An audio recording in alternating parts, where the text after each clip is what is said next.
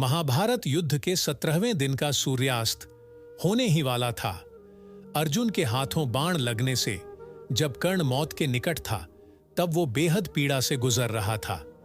कर्ण के मन में ढेरों सवाल थे जिनका वो जवाब चाहता था।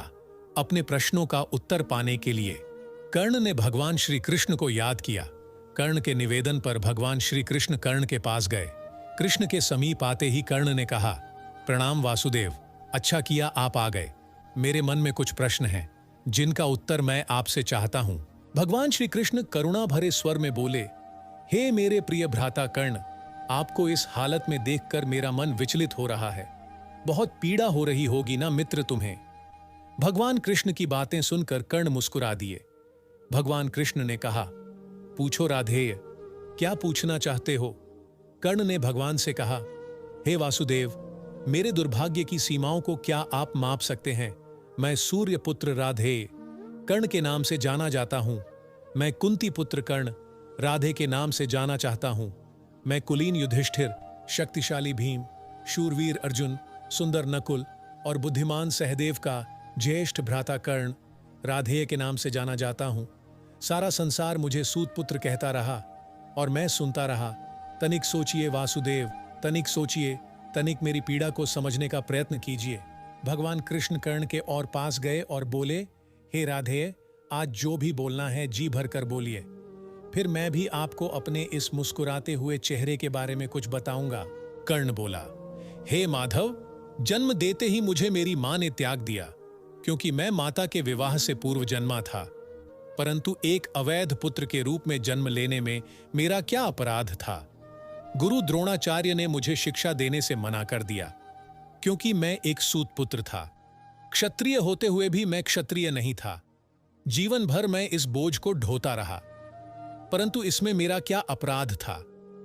भगवान परशुराम ने मुझे उपहार स्वरूप शिक्षा तो दी, परंतु अभिशाप स्वरूप श्राप भी दिया कि जिस वक्त इस विद्या की मुझे सबसे अधिक आवश्यकता होगी, उस वक्त मैं उस विद्या को भूल जाऊंगा। अब बोलो केशव, इसमें मेरा क्या दोष था? एक बार जब मैं अपने शब्द भेदी बाण की विद्या का अभ्यास कर रहा था, तब मेरा तीर गलती से एक बछड़े को लग गया और बछड़े की मृत्यु हो गई, जो बस एक दुर्घटना मात्र थी। मेरे बार बार माफी मांगने पर भी बछड़े के स्वामी ने मुझे श्राप दिया कि असहाय अवस्था में मेरी भी मृत्यु होगी, जबकि इस दुर्घटना में भी मेरा कोई दोष नहीं था, परंतु फिर भी मुझे उस श्राप का कष्ट भोगना पड़ा। हे माधव, दुर्घटना किसी से भी हो सकती है, इसमें मेरा क्या अपराध था? इतना ही नहीं, द्रौपदी के स्वयंवर में भी मेरा अपमान हुआ, क्योंकि मैं एक सूत पुत्र था। क्या सूत पुत्र होना मेरा स्वयं का चुनाव था? परिस्थितियों ने मुझे सूत पुत्र बनाया था, इसमें मेरा क्या अपराध था? कर्ण ने आगे कहा, हे केशव, आज जो कुछ भी मुझे प्राप्त हुआ है वो दुर्योधन से ही प्राप्त हुआ है। यदि मैं उसकी तरफ से लड़ा तो मैं गलत कैसे हुआ? कर्ण के इन प्रश्नों को सुनने के बाद भगवान श्री कृष्ण बोले, हे मेरे प्रिय भ्राता कुंती पुत्र कर्ण, इतना भी दुखी मत हो। अब मेरी भी कहानी सुन लो। मेरा जन्म कारागार में हुआ। जन्म से पूर्व मामा कंस के रूप में मृत्यु मेरी प्रतीक्षा कर रही थी। जिस रात मेरा जन्म हुआ, उसी रात मेरे माता पिता ने मुझे अपने आप से अलग कर दिया।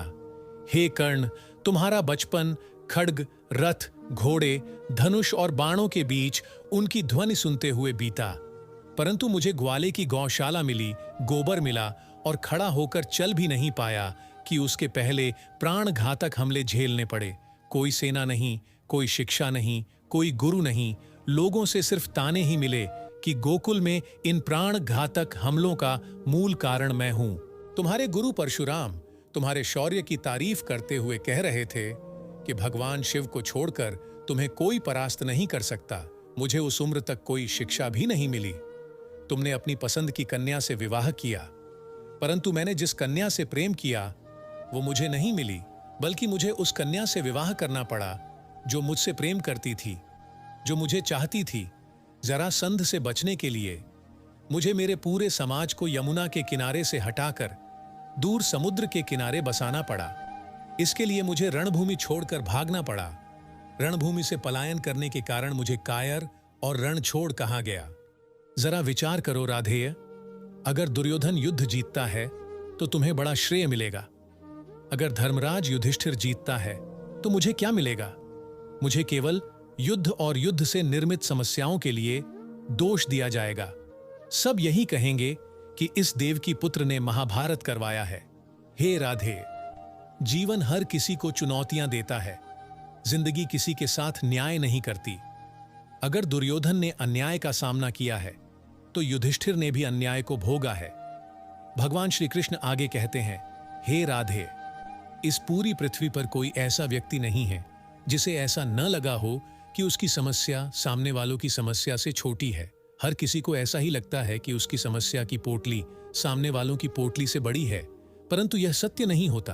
हर किसी की समस्या अपने अपने स्थान पर बड़ी ही होती है, लेकिन इसका मतलब ये नहीं है कि तुम गलत मार्ग पर चलकर अपनी समस्याओं का समाधान ढूंढने लगो, क्योंकि हमारी प्रकृति किसी को भी अधर्म के मार्ग पर चलने की अनुमति नहीं देती। और अगर कोई अपनी समस्याओं का समाधान पाने के लिए अधर्म के मार्ग पर चलेगा तो उसका हश्र तुम्हारे जैसा ही होगा। कर्ण अपने जीवन से बहुत दुखी था। उसे लगता था कि उसका जीवन बेहद ही अधिक कष्टों में बीता है, परंतु जब भगवान श्री कृष्ण ने अपने जीवन की तुलना कर्ण के जीवन से की, तब कर्ण को समझ आया कि कृष्ण की समस्याओं के सामने उसकी समस्या कुछ भी नहीं है। अंत समय में कर्ण भगवान श्री कृष्ण का ज्ञान सुनकर बेहद तृप्त महसूस कर रहा था और शांत मन से कर्ण ने अपने प्राणों को त्याग दिया। दोस्तों, हम उम्मीद करते हैं ये वीडियो आपको अच्छा लगा होगा। वीडियो पसंद आया हो तो वीडियो को लाइक करें, अपने दोस्तों और रिश्तेदारों में शेयर करें, और अगर चैनल पर नए आए हैं तो चैनल को सब्सक्राइब जरूर करें। धन्यवाद।